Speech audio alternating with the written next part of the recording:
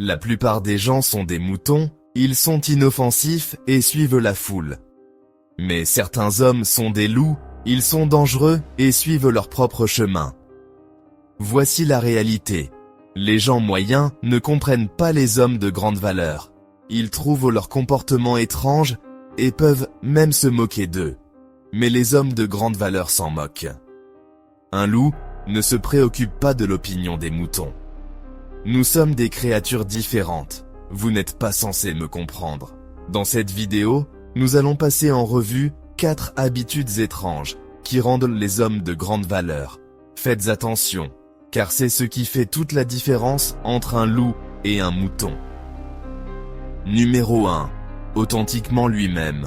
Nous vivons dans un monde avec beaucoup de gens faux. Tout le monde copie les autres, prétendant être quelqu'un qu'ils ne sont pas.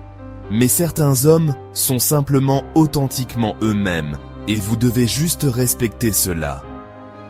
Vous ne les aimez peut-être pas, mais il n'y a rien de plus respectable que quelqu'un qui est authentiquement lui-même, même s'il semble peu intelligent ou étrange aux autres. Ne vous méprenez pas, cela ne signifie pas qu'il est acceptable de jouer aux jeux vidéo toute la journée. Être authentiquement soi-même n'est pas une excuse pour être pathétique. Ce n'est pas une excuse pour s'accrocher à de mauvaises habitudes. Vous voyez, parfois la version actuelle de nous-mêmes n'est tout simplement pas assez bonne, et au lieu de dire que le monde devrait simplement m'accepter tel que je suis, nous devons simplement nous améliorer. Mais quand il s'agit d'être authentiquement soi-même, il s'agit de ne pas avoir honte de vos traits de personnalité uniques, de certains de vos passe-temps et de votre sens de l'humour. Numéro 2. Introspection. Un homme de grande valeur sait comment être introspectif, c'est-à-dire qu'il s'examine et analyse ses propres pensées et sentiments. Les hommes de faible valeur n'ont aucune idée de ce que je viens de dire parce qu'ils ne se comprennent pas et ne se réfléchissent jamais. Pathétique. Il n'y a pas d'amélioration de soi sans réflexion sur soi. Toute amélioration de soi se transforme en déchet sans signification si vous ne vous analysez pas en tant qu'homme. Écoutez, la véritable amélioration de soi n'est pas seulement lire des livres sophistiqués et écouter des podcasts. C'est comprendre qui vous êtes et qui vous voulez devenir. Il s'agit de reconnaître vos forces et vos faiblesses et de faire un effort conscient pour grandir et s'améliorer. Alors commencez à pratiquer l'autoréflexion. Passez du temps chaque jour en introspection. Comprenez vos émotions, vos réactions, vos valeurs. Le journal peut être un excellent moyen de le faire. Écrivez simplement vos propres pensées dans un carnet comme si vous parliez à vous-même. Cela peut sembler gênant au début, mais avec le temps, vous développerez une grande compréhension de vous-même, et votre esprit deviendra aussi tranchant qu'une lame. Numéro 3. Intelligence émotionnelle. L'un des traits les plus sous-estimés au monde est l'intelligence émotionnelle. Les humains sont des êtres émotionnels, tant les hommes que les femmes, et seul celui qui a une intelligence émotionnelle peut devenir un grand leader. Les hommes de grande valeur ont une grande intelligence émotionnelle. Ils savent comment utiliser leurs émotions à leur avantage. Par exemple, s'il se sent en colère, il utilisera cette colère pour se motiver à agir. Il ne laissera pas ses émotions le contrôler. Mais peut-être encore plus important, un homme avec un grand contrôle émotionnel sait comment établir des connexions profondes, résoudre les conflits pacifiquement et diriger les autres avec compassion et compréhension. Voyez, l'homme qui contrôle ses propres émotions est puissant. Mais l'homme qui peut aussi gérer les émotions des autres a le monde à ses pieds. Et c'est ce qu'est l'intelligence émotionnelle, la capacité d'être conscient d'eux et de gérer ses propres émotions et les émotions des autres.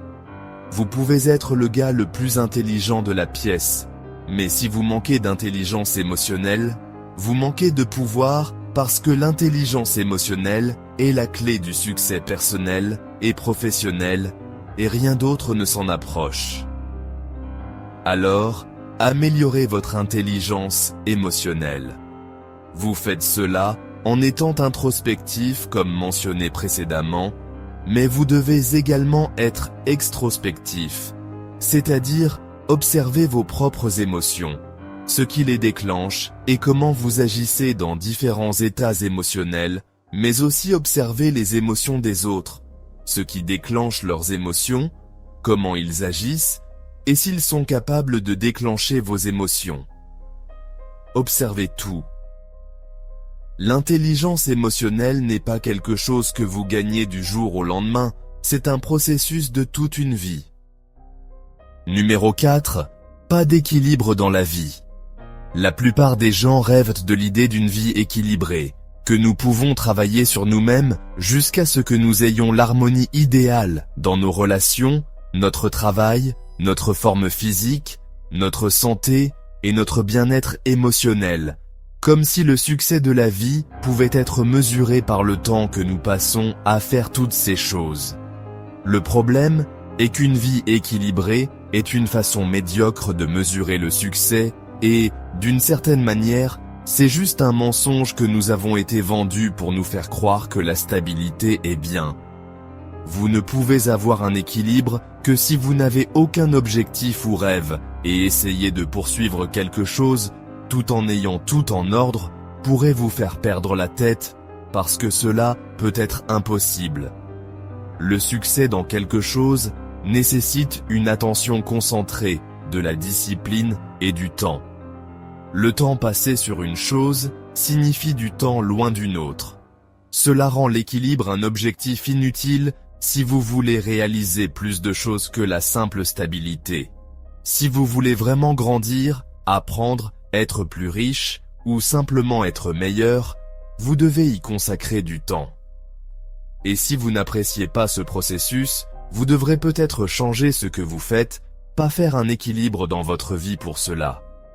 L'approche de l'équilibre travail-vie est un mensonge que les gens qui sont misérables avec leur travail ont inventé pour pouvoir échapper à leurs responsabilités de 9 à 5, échapper à la réalité. L'équilibre travail-vie implique que le travail et la vie sont deux choses différentes. Mais si le travail n'est pas vivre, qu'est-ce que c'est?